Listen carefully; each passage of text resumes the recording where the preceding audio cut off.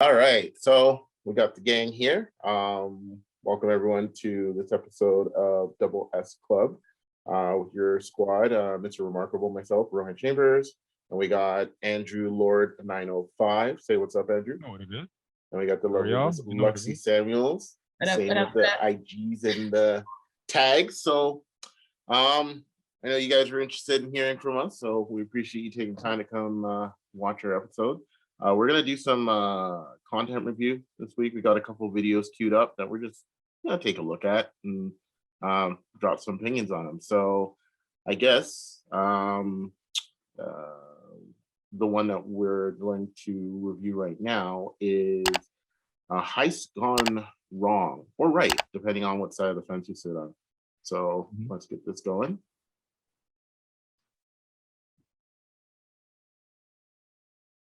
All right.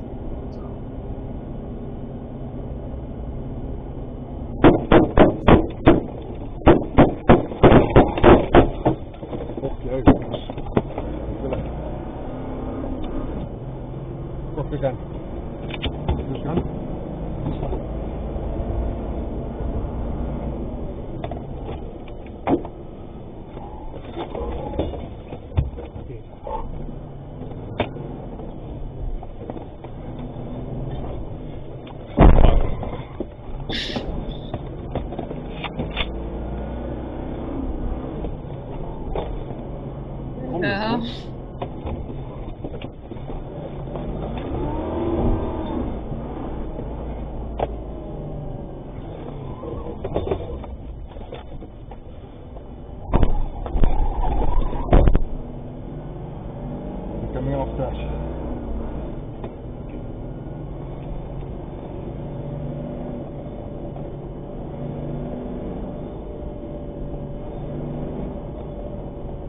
Coming off dash.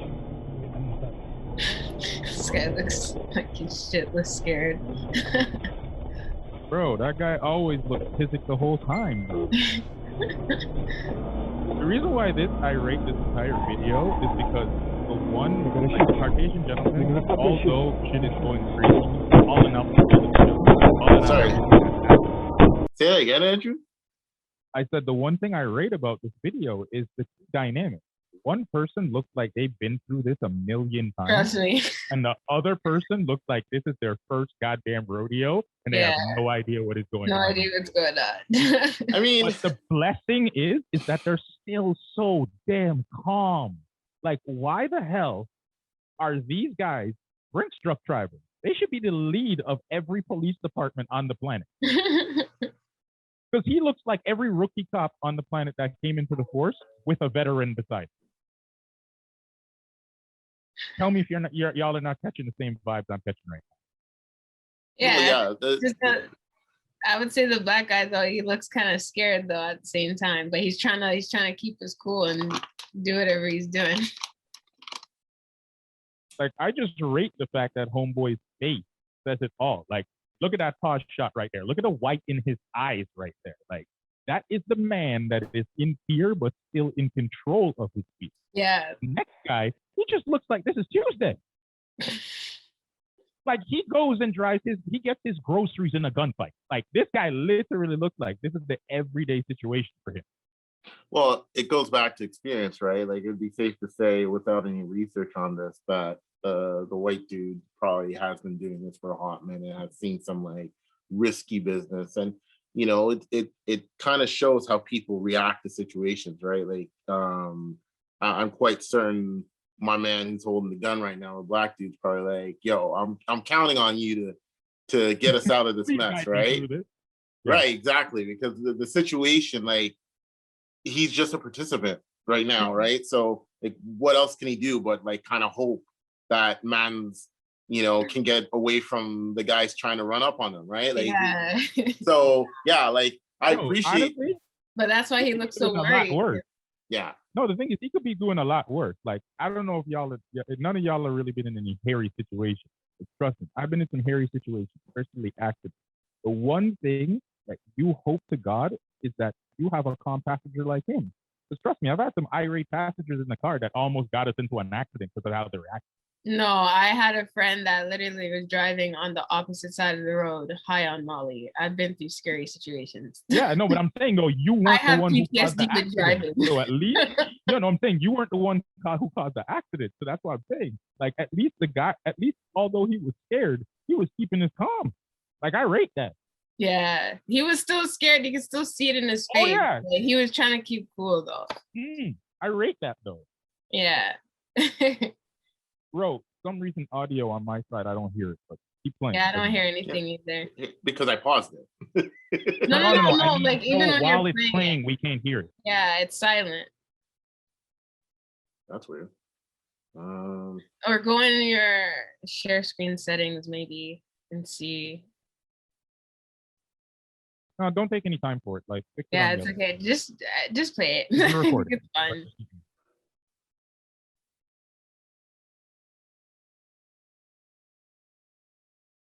Well, all right. Well, let's see if we can. I mean, the major thing is that while we're looking at this video, is I just love how goddamn calm the dynamic. Can we just get them to train every police officer on the planet then? It kind of deals with how people look at situations too, right? Because the train, like, you'd like to think everyone gets a certain degree of training, but it's what they do with that training, right? Like, not to justify the situation that we have with police and how they deal with situations, but theirs is a little bit more black and white, right? Like, you do your job, you pick up the money, and on a good day, you make it to the destination, whether or not it's the next drop or the bank or whatever. But when shit like this happens, shit's going down. It's not really like I have to really determine what's happening. It's like someone's shooting at us, someone's chasing us. They want this money. I am the line of defense between this money and a thing. And the only choices that they have is whether or not they can handle the situation, or if they wuss out and be like, yo, fuck this, my life's not worth all this money, right? But that's a different situation. But go ahead. No, I was letting you finish. No, but like I get your statement in saying that it would be nice if people who are in law enforcement, especially with recent conversation, would be able to distinguish problems more appropriately, like these two, right? To be able to assess the situation and react accordingly, in opposed to making judgments. Because like my man's ready, right? Like he could have opened up the window and fired back. Right? No, technically, bulletproof window can't wind down.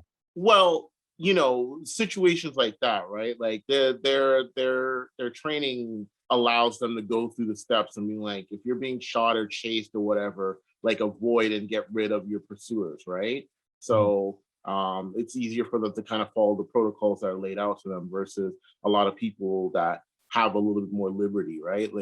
Like I think the biggest issue when it comes to if that's where you're going to in regards to like these security offers versus your standard police, is that where you're trying to bring up that conversation? Yeah, Andrew? Well, I basically, the reason why this video hits me so hard is because I have a friend of mine, I have a couple of friends of mine who are in the military, and and we have these conversations, like these real life death situations that they go through it all the time. And one of my brethren, I asked him the last time, I said, what's the rules of engagement? He goes to me, I can't shoot at somebody, I can't even look at somebody the wrong way with my weapon unless fired upon. I said, how in the hell can you operate with that code of conduct in another country, but then the people who are here don't have to adhere to that, and they're here for our sake? It's just training. He basically broke it down to me. He says the average officer gets 1/3 of the training he gets. He says it's under pressure. Like, he's constantly put under pressure to allow him to get comfortable in those situations, to understand the difference between a firefight, what's friendly fire, what's this, what's that. Like, he is conditioned to deal with that. We just give these guys a gun, give them about 6 months to a year's worth of certification and training, and put them on the street. Well, so I hate playing devil's advocate because of the situation, but like the scale is different as well, right? Because when someone goes to the military, you make a choice to serve your country, to be like, I'm going to be thrown into potential situations where it's life and death, the scalability, the risks are high, the rewards high, right? Because you're protecting the rights and freedoms and the people that you care about, and ideally you get paid well, notwithstanding veterans and stuff like that who are severely underfunded and cared for when they are in situations when they're in active duty and PTSD and a lot of things that come with life during and after military exposure. But you can say the training is extensive because, again, there's still a line, right? Like, they're not looking at every civilian as a potential problem. It's usually they're being dispatched and they're able to go, in most cases, somewhere else to deal with their job, right? It's very rare that the military is dealing with their own people in conflict, right? Like, when they're dispatched, like if our Canadian military is dispatched here, they're dispatched in a support role, like, with the pandemic, and they're helping out. So they can distinguish that these are friendly, right?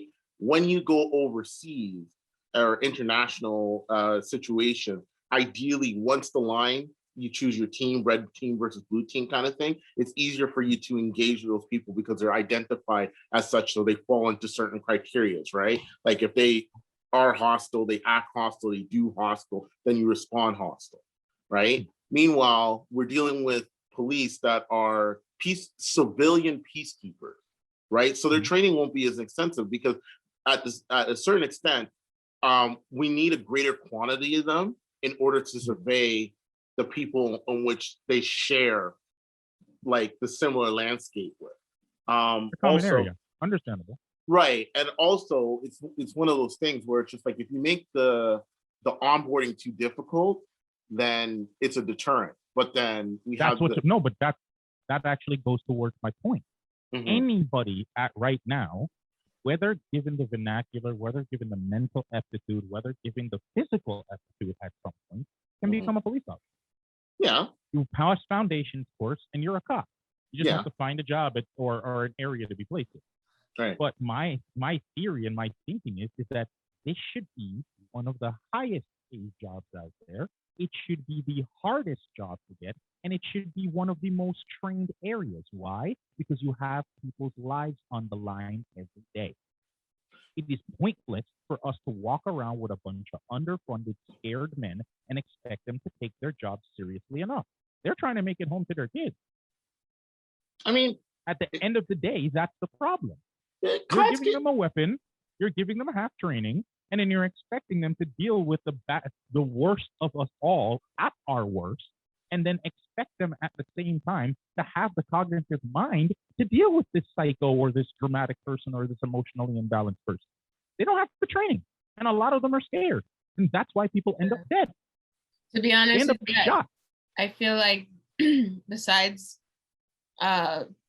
the police training, they need to actually train them with mental health, because they're dealing with people with mental health issues. Everyone has mental health issues, but overall, they're dealing with people with mental health issues, and some people don't understand certain mental health issues. So of course, they're going to react with shooting them or aggressive acts towards them like they're doing now. Like even with just homeless people on the streets, they're doing that too. And it's like, sometimes, to be honest, it's not even only them not understanding mental health. It's just there's some people even on the force that just feels like they're bigger than other people, so they can just do whatever just because they have a badge. Like there's some people that just have a lot of ego and pride. But then there's also the other ones who are actually trying to do their job, but they just don't understand mental health, so they don't know how to handle certain civilians properly. So they need to also have mental health training as well, with learning how different people act with certain mental health issues. That's what I believe. Oh, okay. I mean, we can continue the video and you can see what I'm talking about. Like the clarity in the one guy that you see from the first driver. It's because there's also people in the back of the car. No, there isn't.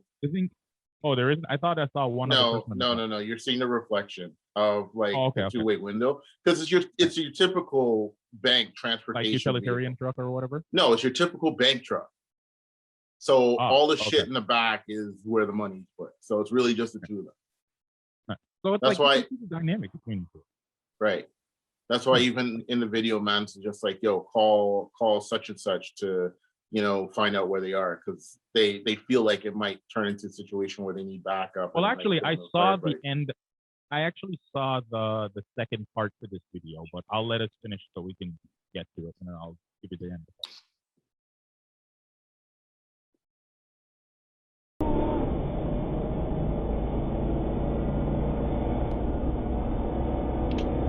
Found Robbie. Found Robbie. Found Josh. Ask him where they are.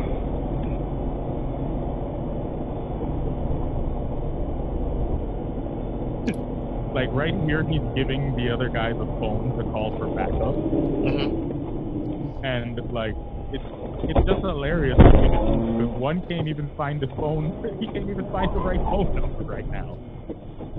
And here he is getting shot at, reversing, Fucking driving, shit. doing all of this like nothing happened. Right. He's even asking him who to call. No, he's saying the network. He can't make the call. The network's impacted.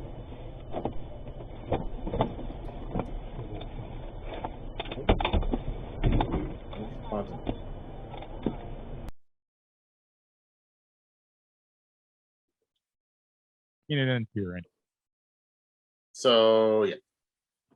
I mean, so basically, the ending of this video, because I was researching and doing a bunch of other stuff to see what actually happened again, and I found out that there was basically, while they were trying to call, they got word out to the other two officers that were tailing them in a, I think if it was a Volkswagen Golf, and they basically have two other undercover officers that are always close by. So their team kind of circled in on them, and in the middle of traffic, as you've seen them coming out of the car, they are basically putting the gun to the other guy as they were walking out. So it's pretty much like an orchestrated effort. But the reason why that video to me is so important is just they're so calm under fire, bro. Like literally getting shot at, and everybody's chilled. Even the dude in the corner who didn't have, you could see he clearly doesn't have as much experience as the other one. He's clearly just chilling, waiting for shit to go down. Well, you would want to expect and hope that people in these high risk and high stress situations could deal with it to the best of their abilities, right? Like, you know, we're applauding these men for doing something very extreme, but you know, people face pressures all the time, right? That's we should applaud like doctors who do open heart surgery, and you know, paramedics who run into a scene, or a firefighter who can deal with a situation and be like, all right, cool, you know what, I got this, right? Like you don't want people that you're relying on in some capacity, especially in dangerous or high stress situations, to start like losing their minds and stuff like that, right? And you know, it might go into question on how people learn how to deal with these situations and assess them accordingly. So going back to like Lexi's statement in regards to like mental health and how some of these are authority They all figures need to be trained to understand that. Well, yeah, and the thing is that like it's a good thing that a lot of these things are being identified as potential triggers and situations that lead to unfortunate results, right? Because it's a lack of understanding and communication that causes some of these problems, right? You know, people reacting to people not recognizing authority and stuff like that. And I guess that's the stigma too, right? Like these people who are authority figures need to recognize that not all the time you're respected, and it's nothing against you, it's nothing against the badge, it's nothing against what your role is. It's just that like if you're in a fight with somebody, like high energy, high passion, high all that sort of stuff, like we all know that people lose their bearings and lose their faculties in regards to assess situations. So if you're able to calmly de-escalate, then that should be the first, second, and third choice. A lot of these armed confrontations are usually derived from miscommunication scenarios where people are just looking at it objectively, and then you know there's the pre-contrived notions of a lot of stuff too, right? Like especially impacting our community where there's a stigma that leads before a realization of what's going on, right? So yeah, those social training components need to be improved substantially. I mean, as long as we adhere to the dynamic of learning from our mistakes and actually moving forward, I think we can actually get to a better. What do you think about this? Community? I want your comments. I want you guys to tell us what you guys feel. Put it in the comments. What would you feel? You think this is just a run-of-the-mill everyday cop, or sorry, security guard, or do you think he's a superhero and doing his job? Please let us know in the comments. All right, cool. Well, I guess that's it for this clip. So we'll catch you guys on the next one. But by all means, we appreciate you guys tuning in.